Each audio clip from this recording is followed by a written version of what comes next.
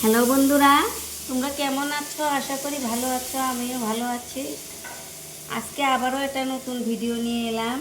সেটা হলো, দেখো এখানে এক বাটি আমি তালের রস নিয়েছি। এই তালের রস দিয়ে আমি একটা লাড়ু তৈরি করব।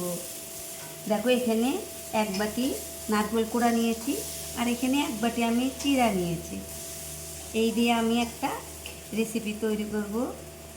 তোমরা আমার সঙ্গে থাকবে, পুরো ভিডিওটাই দেখবে।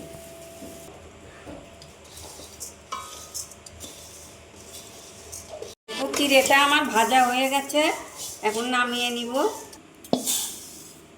দেখো এখানে একটু তিল নিয়েছি, তিলটাও আমি একটু ভেজে নিব। তিলটাও আমার ভাজা হয়ে গেছে, এটাও আমি নামিয়ে।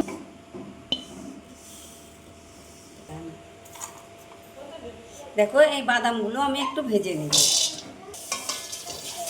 এগুলো আমার ভাজা হয়ে গেছে।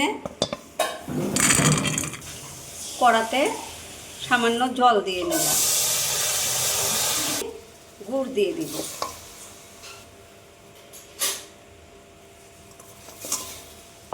পরিমাণ মতো আমি গুড়টা দিয়ে নিলাম। রসটা আমি এখানটায় দিয়ে দিলাম। তালের রসটা গুড়ের সঙ্গে জাল করে নিব। তো এরকম হয়েছে। আমি এখানে এখন নারকেলটা দিয়ে দেব। এই যে নারকেলটা এটা দিয়ে দেব।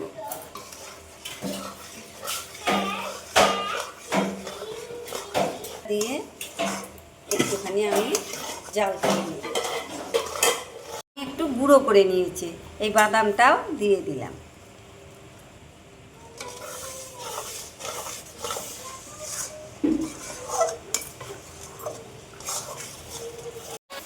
দেখো এখন আমি এই চিড়াটা দিয়ে দিব।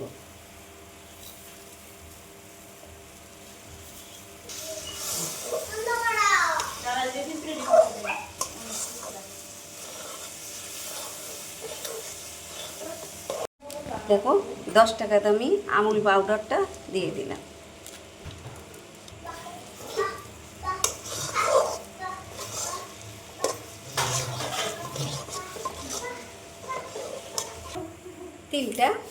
তিলটা দিয়ে দিব।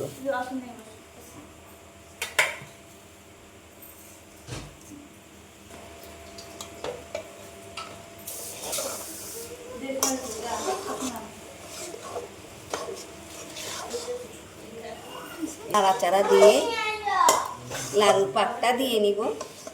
দেখো এটা হয়ে গেছে, এখন আমি নামিয়ে নিব। দেখো এখন নামিয়ে নিলাম।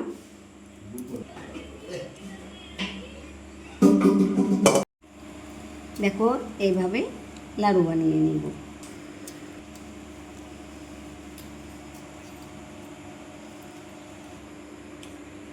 লাড়ু। হ্যালো বন্ধুরা, দেখো আমার তালের রস দিয়ে দেখো কীরকম লাড়ু বানিয়েছি। তালের রস দিয়ে অসাধারণ লাড়ু, এগুলো খেতে দুর্দান্ত টেস্টি স্বাদ।